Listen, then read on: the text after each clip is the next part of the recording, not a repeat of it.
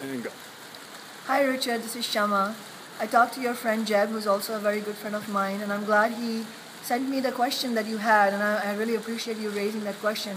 And you're absolutely correct about a few things. I mean, of course, we have to be advocating for the interests of all workers, and that includes tipped workers, that includes all wait staff at all restaurants. They're workers like anybody else.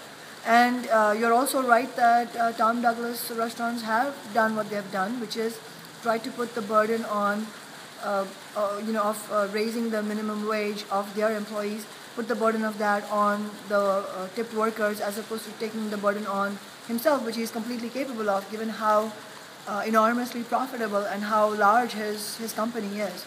So, I think I don't know if you say that explicitly in your email, but I think the question you're implying is wasn't it counterproductive to fight for $15 an hour now that we're seeing it being sort of put the burden of that being put on the workers themselves for whom it was intended to benefit.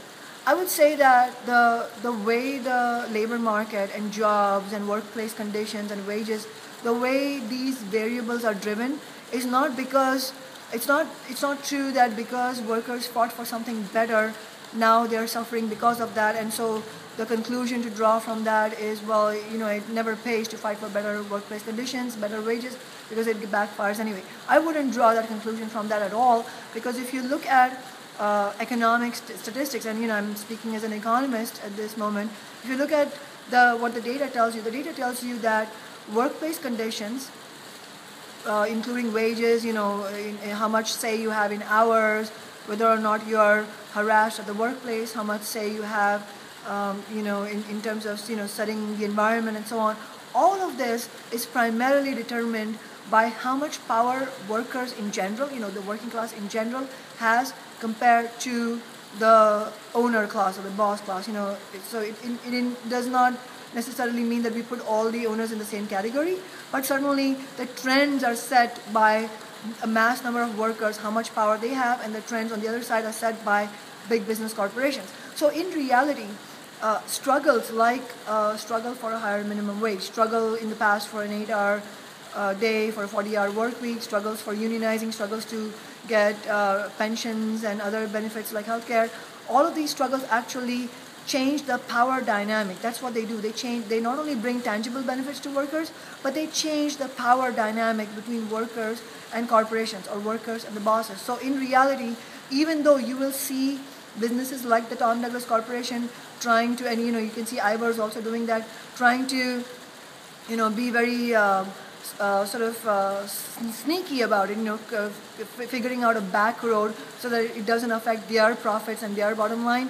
You will see some of that, of course, but for the most part, what happens through a struggle, a real movement like the $15 an hour movement, is that it empowers all workers, even workers who make more than 15.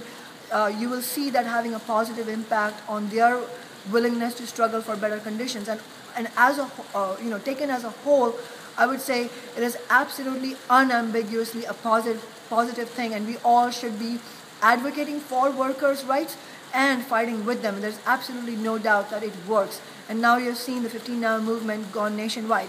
And as far as the sneaky tactics that businesses like Tom Douglas Corporation are using, I would not put the blame on that for on those who struggle for $15 an hour. Put the blame on Tom Douglas himself.